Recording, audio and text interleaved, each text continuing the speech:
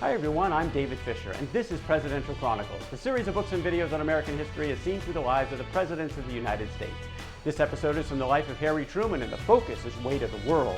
The year is 1945. It's April the 12th. Truman is at the White House, where he has just learned of the passing of his predecessor, Franklin Roosevelt. Just a couple of hours later, he is standing next to Bess and Margaret, and most of Roosevelt's cabinet had come to the White House, ready to take his oath of office from Chief Justice Harlan Stone. 7:09 p.m. Harry Truman is now the 33rd President of the United States. It's a perilous time in the world. The world is at war. Truman's first opening remarks to the press acknowledged this. He said, "Look, I'll do my best to carry on as I believe the President would have done. The world may be sure that we will prosecute the war on both fronts, East and West, with all the vigor we possess to a successful conclusion." First question he got from the press was about a conference scheduled for San Francisco to inaugurate a new charter for the new United Nations coming up in just a couple of weeks. "Mr. President, will that go forward?" Truman: "Absolutely, yes." Truman met with his cabinet briefly that night. He asked them all to stay on for continuity, at least initially. He and Bess then headed back to his apartment on Connecticut Avenue, where he went to a neighbor's, had a turkey sandwich, a little bite to eat, went to sleep, ready for his first day, full day as President of the United States.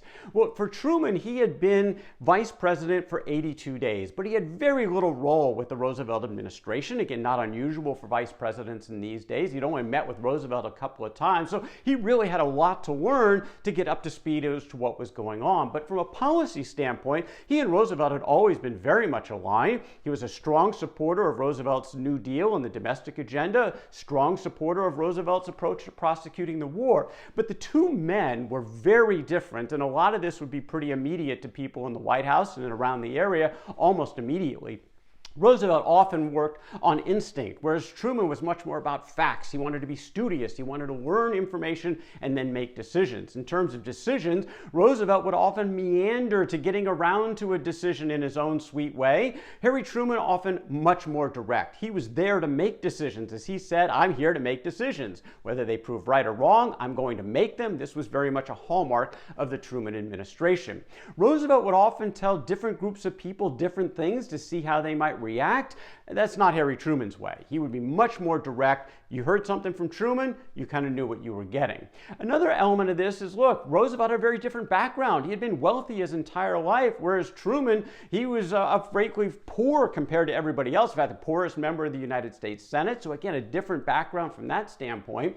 And then physically very different. Roosevelt had really deteriorated over the last few years. Truman is now coming in sort of full of vim and vigor. And of course, Roosevelt had lost the use of his legs a couple of decades before from polio, so it was kind of a process just to get him from room to room. Not Harry Truman. He was up and around, moving at a very fast clip, so lots to get used to here in some of these differences, including their approach to governance. Roosevelt had very much made the United States government centered in the Oval Office on him, very much executive control of things. Would Truman take that approach, or perhaps coming from the legislature, maybe he would be more collaborative along these lines? Well, he actually then, on his very first day in office, gave a signal in this. He went to Capitol Hill to have lunch with a number of his former colleagues from the Senate and the House. Kind of unusual move for a new president, but again, he was trying to send a message: I need your help. I need to work together. Weight of the world just fell on my shoulders. Let's see if we can do this together. In fact, he told the same thing to the press. He said, "I don't know whether you fellows ever had a load of hay or a tree fall on you, but last night the house, the stars, and all the planets fell on me. If you fellows ever pray, pray for me." He was asking for help. Day 4 of his presidency, he went back to Congress and gave his full address to a joint session of Congress talking about the war. All of us are praying for a speedy victory. Every day peace is delayed costs a terrible toll. The armies of liberation are bringing to an end Hitler's ghastly threat to dominate the world. Tokyo rocks under the weight of our bombs. I want the entire world to know that this direction must and will remain unchanged and unhampered. Our demand has been, and it remains, unconditional surrender. Thunderous applause in the well of the House from both the senators and the congressmen. The people were very much with Harry Truman at this time of transition. Gallup polls showing favorability above 80%. April the 25th, a couple of weeks in, Truman gets his first full briefing on the Manhattan Project, the project to build an atomic bomb.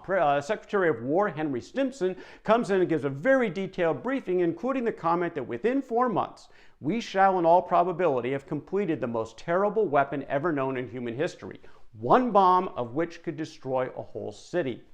Roosevelt had been the champion of the Manhattan Project, but the decision to use the atomic bomb, that was going to fall on Harry Truman, assuming that the tests actually worked out. Now, status of the war, as Truman was kind of indicated in Germany, was basically it was about to fall. The Russians closing in on Berlin from the east, the Americans and the British doing the same from the west. In fact, in a couple of weeks, the whole thing would be over. On April the 30th, Hitler commits suicide. On May the 8th, the Germans surrender, and Truman makes the announcement that this is a solemn but glorious hour. I only wish that Franklin D. Roosevelt had lived to witness this day, but we must work to finish the war. Our victory is but half won. Americans inching closer and closer to the Japanese homeland, a very difficult fight though still ahead, no indications that the Japanese are ready to surrender. Now, Truman wanted facts. He wanted information. He did have a lot to learn, particularly about this relationship with the Soviet Union and Chairman Stalin, because he was getting reports that the agreements at Yalta, very important to Truman because he felt these were international agreements that were made between Churchill, Stalin, and Roosevelt, that the Russians were not abiding by those agreements, and it had only been a couple of months since they got together. In fact, he was told by his Secretary of State, Edward Stettinius, that since the Yalta Conference, the Soviet government has taken a firm and uncompromising position on nearly every major question, not in the spirit or the letter of what those agreements were. Well, how to deal with the Soviets? The first substantive opportunity for that for Harry Truman was actually coming up very, very quickly, because the foreign minister for the Russians was coming to the United States to go to that conference in San Francisco to inaugurate the United Nations. Vyacheslav Molotov came to Washington first to meet with Truman, and Truman had some pretty stark words for him. Aggressive in his tone, warning the Russians that, look, we're expecting you to abide by those Yalta agreements, and I'm expecting that you're going to tell Stalin that that's what we expect. Well, how would the Russians respond? Well, no one knew yet. It was a bit of a risky position for the new president to take, but he wanted to take a bold stand, set things off on the tone that he expected in these international relations.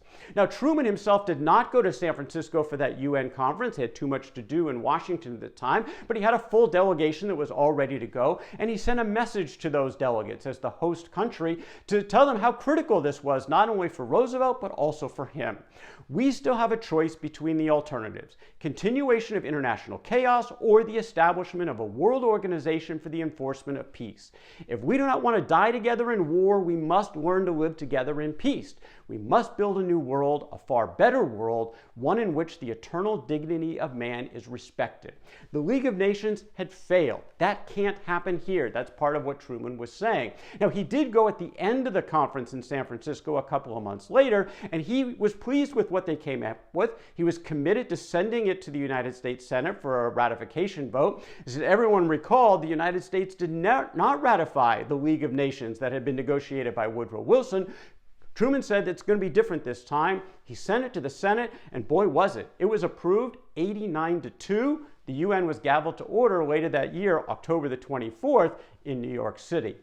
Now, another significant break from Roosevelt was that Truman decided to reach out to the former president, Herbert Hoover, the Republican who had been a political pariah for the last dozen years.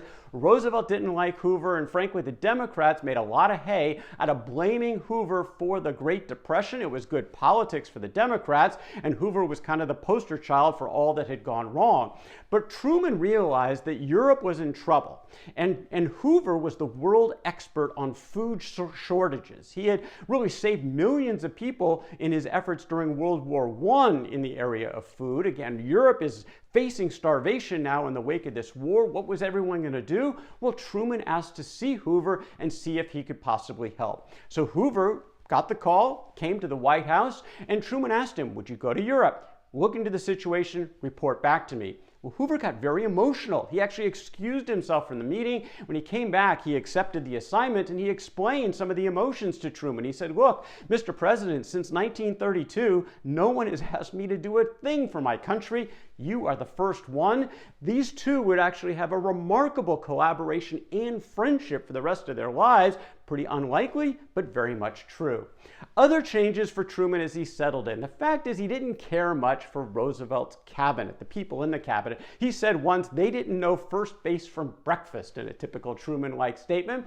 Stettinius would complete his role as the leader of the delegation at that conference in San Francisco, but then he would be out. Truman brought in James Byrnes to be his new Secretary of State. By July, other changes happened, 3 more cabinet changes, including Bob Hannegan, the man who had helped get him on the ticket in the first place, the chair of the Democratic Party. He was coming into Truman's cabinet as the Postmaster General. Before the end of the year, Secretary of War Stimson would resign, Robert Patterson would take his place, and Fred Vinson would come in to run the Treasury Department. So a number of Truman's changes in the cabinet, also changes at the staff level. People he was comfortable with, he decided to bring in, beginning with Charlie Ross, who was a Pulitzer Prize-winning journalist that Truman had known since high school. They went to Independence High School together.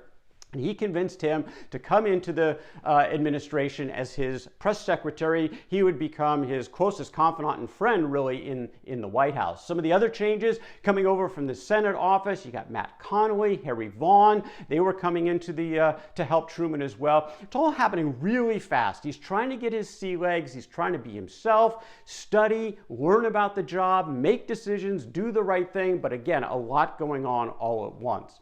The first big test for Truman's coming up in July of 1945, when he's going to meet Winston Churchill and Joseph Stalin in person. He's now part of that so-called Big Three. They're going to talk about the future of Europe in the post-war world. Would he stand up to Stalin as he did Molotov just now? What would their relations be like? Well, they're going to get together in Potsdam, just outside of Berlin. But that's the story for another day. That's Harry Truman and Way to the World from the Life of Harry Truman. For more presidential chronicles, check out my books on Amazon.com, and don't forget to subscribe to my YouTube channel. Until next time, I'm David Fisher, and this is Presidential Chronicles.